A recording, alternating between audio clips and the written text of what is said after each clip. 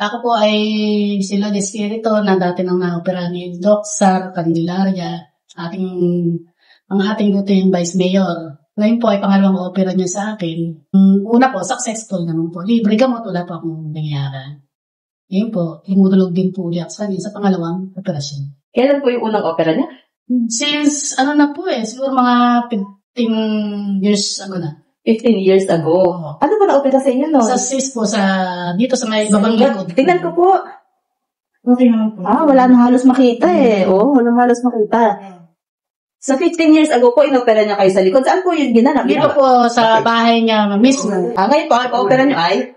Ito naman pong lugar ko. Lumalaki po. Opo, nabanggit niyo po dati may sinabi na si Doc Sar tungkol dyan. Opo.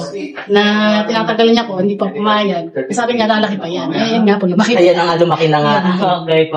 Sino yung sinasabi niyo kanina po? Yung kaibigan ko po yan, taga Maynila po yun. Kakasamahan ko po sa trabaho.